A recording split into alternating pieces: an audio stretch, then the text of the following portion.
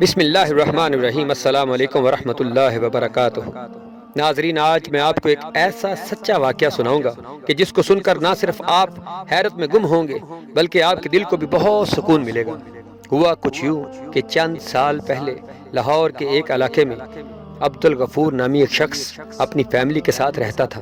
لاہور میں ہی ایک فیکٹری تھی جس میں وہ کام کرتا تھا۔ فیکٹری میں بھی وہ کچھ اچھی شہرت کا حامل نہیں تھا۔ فیکٹری میں وہ ہلکی پھلکی چوریاں بھی کرتا، لیکن اس کی غربت کی وجہ سے دوسروں کے کہنے پر اسے چھوڑ دیا جاتا تھا۔ نماز روزے کا بھی پابند نہیں تھا، بلکہ نشہ اور سگریٹ بھی پیتا تھا۔ فیکٹری میں ہر سال حج کی قرآن اندازی ہوتی تھی۔ اس سال عبدالغفور کا نام قرآن اندازی میں نکل آیا، لیکن عبدالغفور نے حج پر جانے سے انکار کر دیا اور کہا کہ مجھے کچھ مجبوری ہے، میری جگہ آپ کسی اور کو حج پر بھیج دیں۔ تو پھر دوبارہ قرآن اندازی کی گئی تو کسی اور کو حج پر بھیج دیا گیا۔ دوسرے سال بھی حج کی قرآن اندازی ہوئی تو عبدالغفور کا ہی نام آیا، لیکن پھر اس نے جانے سے انکار کر دیا۔ تیسرے سال پھر حج کی قرآن اندازی ہوئی اور عبدالغفور کا نام پھر آ گیا، لیکن اس نے پھر حج پر یہ کہہ کر جانے سے انکار کر دیا کہ مجھے تو نماز بھی نہیں آتی اور حج بھی نہیں آتا، میں وہاں جا کر کیا کروں گا، آپ کسی اور کو حج پر بھیج دیں۔ تو کسی اور کو حج پر بھیج دیا گیا۔ چوتھے سال جب حج کی قرآن اندازی ہونے لگی تو اس نے قرآن اندازی سے پہلے ہی بتا دیا کہ میرا نام اس سال حج کی قرآن اندازی میں نہ ڈالا جائے، کیونکہ میں نے حج پر نہیں جانا۔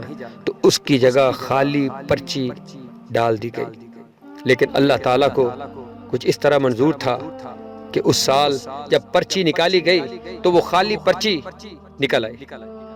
اب مالک اور اس فیکٹری کے دوسرے ملازم یہ سوچنے پر مجبور ہو گئے کہ اس کو ہمارا پروردگار حج پر بلانا چاہتا ہے، لیکن یہ کیوں نہیں جاتا۔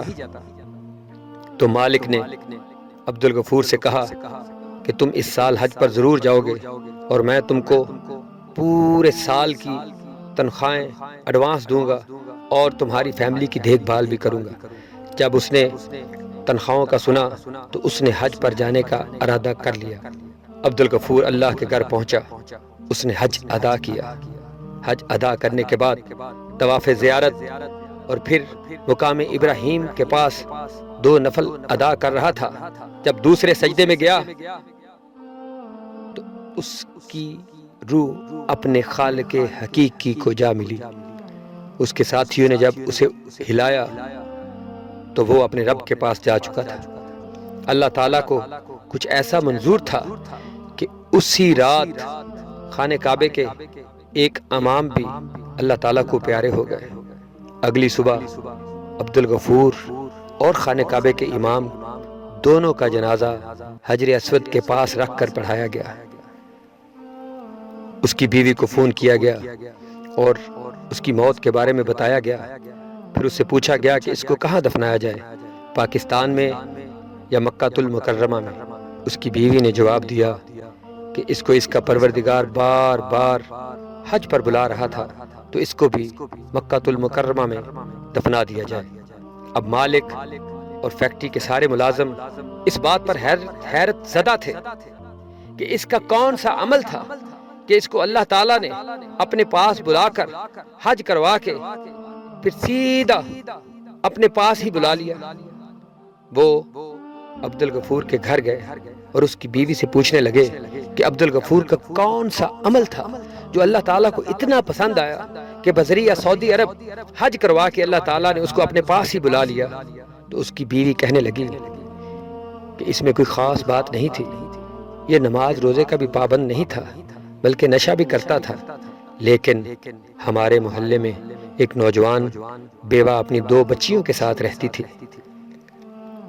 وہ لوگوں کے گھروں میں کام کرتی، لیکن اس کو تنگ کیا جاتا۔ جب وہ زیادہ تنگ ہو جاتی تو پھر کپڑے سینا شروع ہو جاتی۔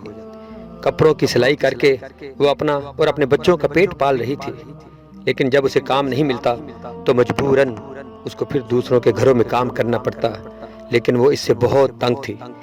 عبدالغفور کو جب یہ پتا چلا تو اس نے اس بیوہ کو اپنی بہن بنا لیا اور اس کی بچیوں کو سکول میں داخل کیا۔ جو چوریاں کرتا تھا وہ پیسے بھی لا کر ان بچوں کی فیس ادا کرتا تھا۔ اس نے پہلے سال حج پر جانے سے انکار اس وجہ سے کیا کہ اگر میں حج پہ چلا گیا تو میری بہن اس کو دوبارہ لوگ تنگ کریں گے۔ دوسرے سال بھی، تیسرے سال بھی اسی وجہ سے یہ حج پہ نہیں گیا، لیکن چوتھے سال جب اس کا نام نکلا تو جب آپ نے اس کو ایڈوانس پیسے دیے تو پھر اس نے حج پر جانے کا ارادہ اس لیے کیا کہ وہ سارے پیسے جو ایڈوانس آپ نے دیے اس نے اپنی اس بیوہ بہن کو دے دیے اور حج پر چلا گیا۔ شاید اللہ تعالیٰ کو اس کی یہی نیکی پسند آئی جو اس نے اس بیوہ کے ساتھ کی، ان یتیم بچوں کے سر پہ ہاتھ رکھا۔ میرے بھائیو، اللہ تعالیٰ بہت غفور و رحیم ہے۔ عبدالغفور جس کا کریکٹر اتنا اچھا نہیں تھا، عبدالغفور جو نماز روزے کا پابند نہیں تھا، عبدالغفور جو چوریاں بھی کرتا اور نشہ بھی کرتا تھا، لیکن اس نے اللہ کی مخلوق میں بیوہ اور یتیم کے سر پر ہاتھ رکھا۔